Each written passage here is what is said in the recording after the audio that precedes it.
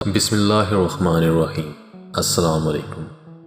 آج ہم آپ کو ایسٹرالوجی کی نئی دریافتوں کے بارے میں بتائیں گے جن کا ذکر 1400 سال قبل قرآن کریم میں کیا گیا ہے، جس سے یہ صاف ظاہر ہوتا ہے کہ قرآن کسی انسان نہیں بلکہ خالق کائنات کا کلام ہے۔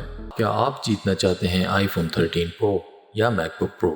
تو چینل کو سبسکرائب کر لیجئے اور ویڈیو کے درمیان دیے گئے کوڈ کو کامنٹ باکس میں ٹائپ کر دیں، شاید وہ خوش قسمت آپ ہی ہوں۔ چلیے بڑھتے ہیں اپنی ویڈیو کی طرف۔ آج کی ہماری ویڈیو میں جن دریافتوں کا ذکر ہے ان میں the pulse star, full moon, exoplanets and planets یعنی سیارے۔ پلس سٹار، سائنسدان حیران رہ گئے جب انہوں نے خلا میں ایک ایسا ستارہ دریافت کیا جس کا ناقابل یقین راز قرآن میں 1400 سال پہلے موجود ہے۔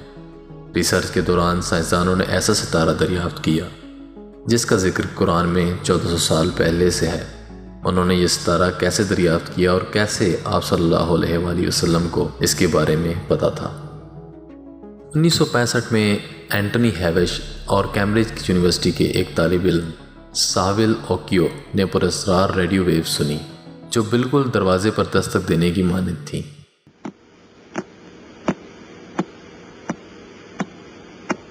پہلے انہیں ایسا محسوس ہوا جیسے کہ کوئی دوسری مخلوق پیغام بھیج رہی ہے جو ہم سے رابطہ کرنے کی کوشش کر رہی ہے۔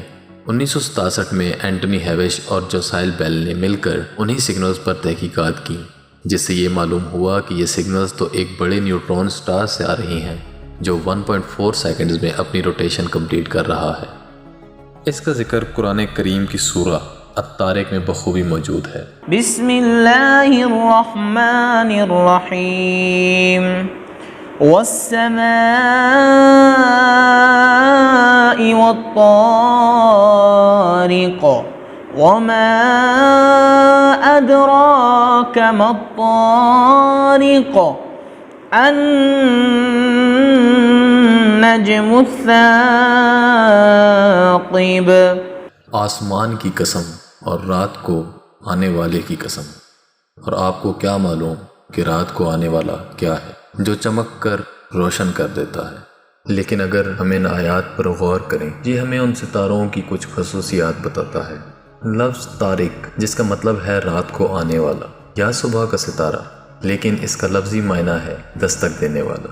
سائنسدانوں نے اس ستارے کو پلسر کا نام دیا کیونکہ انہوں نے جو ریڈیو ویو سنی تھی وہ کسی چیز کی ایک ردم میں ٹکرانے کی آواز جیسا تھا۔ اگر ہم اس ستارے کی آواز کو غور سے سنیں تو یہ بالکل ایسے ہی ہے جیسے کوئی آپ کے دروازے پر دستک دے رہا ہو۔ فل مون، پورا چاند صرف رات کو دیکھا جا سکتا ہے جبکہ دن کے وقت لوگ اسے نہیں دیکھ سکتے۔ پورا چاند حاصل کرنے کے لیے سورج، زمین اور چاند کو سیدھ میں رکھنا پڑتا ہے۔ پورا چاند صرف غروب آفتاب سے طلوع آفتاب تک نظر آتا ہے کیونکہ زمین کروی ہے۔ دن کے وقت لوگوں کے لیے پورا چاند دیکھنا ناممکن ہے۔ انہیں زمین کے اس طرح گھومنے کا انتظار کرنا پڑتا ہے کہ وہ پورے چاند کا سامنا کریں۔ یہ حال ہی میں معلوم ہوا تھا، تاہم قرآن میں 1400 سال قبل اس کی تصویر کشی کی گئی۔ فلا اقسم بالشفق واللیل وما وسق والقمر اذا اتسق۔ میں گدھولی کی قسم کھاتا ہوں اور رات کی اور جو کچھ اس نے ڈھانپ لیا، اور چاند کی قسم جب وہ بھرا ہوا بڑھتا ہے۔ یہاں پورا چاند صرف گدھولی سے دیکھا جا سکتا ہے، پھر ساری رات، لیکن دن کے وقت نہیں۔ آج ہم جانتے ہیں کہ یہ درست ہے کیونکہ زمین چپٹی نہیں بلکہ کروی ہے۔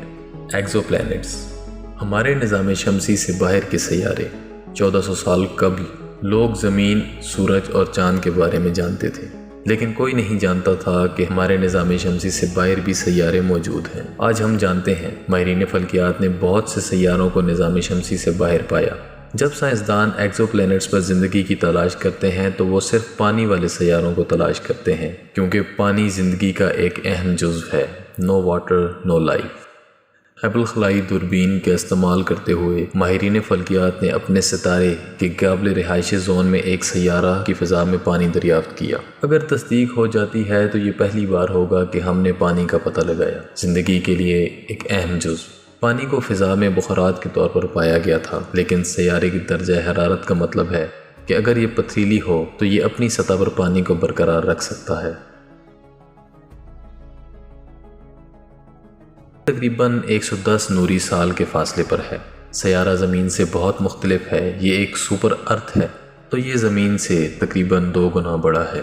تاہم یہ قرآن میں 1400 سال قبل بتایا گیا تھا۔ کیا کافروں نے نہیں دیکھا کہ آسمان اور زمین آپس میں ملے ہوئے تھے، پھر ہم نے انہیں پھاڑ دیا، تو پھر ہم نے ہر زندہ چیز کو پانی سے بنایا؟ کیا وہ پھر بھی نہیں مانیں گے؟ قرآن میں زمین و آسمان کی تمام زندگی کا دار و مدار پانی پر ہے۔ ایک اور آیت میں 7 آسمان مختلف قسم کے ہیں اور ہر ایک کے اپنے اپنے زمین جیسے سیارے ہیں۔ اللہ وہ ہے جس نے 7 آسمان بنائے اور اسی کی مثل زمینیں بھی۔ اس کا حکم ان کے درمیان اترتا ہے تاکہ تم جان لو کہ اللہ ہر چیز پر قادر ہے، اور اللہ تعالیٰ نے ہر چیز کو باعتبار گھیر رکھا ہے۔ 7 آسمانوں میں زمین جیسے سیارے ہیں۔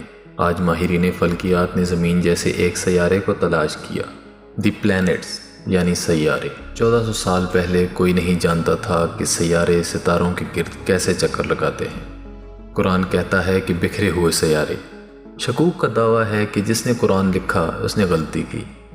کوئی گھومنے والے سیارے نہیں ہیں، وہ سب اپنے ستاروں سے کشش ثقل کے پابند ہیں۔ آج ماہرین فلکیات نے بکھرے ہوئے سیاروں کو خالی جگہ میں گھومتے ہوئے پایا۔ نئے ماڈل فری رومنگ سیاروں کی بڑی آبادی کا اشارہ دیتے ہیں۔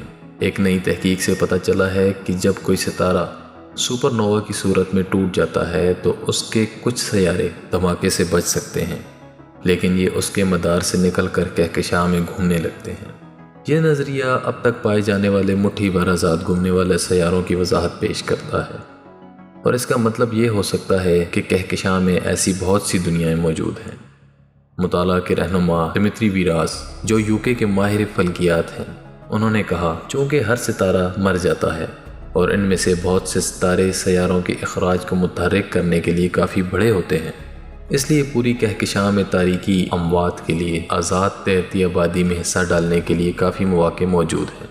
ہم ابھی تک یہ نہیں جانتے کہ یہ سیارے کتنے عام ہیں، لیکن مشاہداتی شواہد بتاتے ہیں کہ ستاروں کے درمیان گردش کرنے سے زیادہ ستارے تیر رہے ہیں۔ سیارے اپنے ستاروں کی کشش ثقل سے بچ کر خالی جگہ میں گھوم سکتے ہیں۔ یہ حال ہی میں معلوم ہوا تھا، تاہم قرآن مجید میں اس کی دریافت ہونے سے 1400 سال قبل اس کی تصویر کشی کی گئی۔ وَإِذَا الْكَوَاكِبُ انتثرت، اور اگر سیارے بکھر گئے، انتثرت کا مطلب بکھرا ہوا ہے، یہاں سیارے خالی جگہ میں گھومتے ہیں۔ آج ماہرین فلکیات نے بکھرے ہوئے سیاروں کو خالی جگہ میں گھومتے ہوئے پایا۔ یہ تھی ہماری آج کی ویڈیو، اور مزید اسی طرح کی انفارمیٹیو ویڈیوز کے لیے ہماری چینل کو سبسکرائب کریں۔ شکریہ، اللہ حافظ۔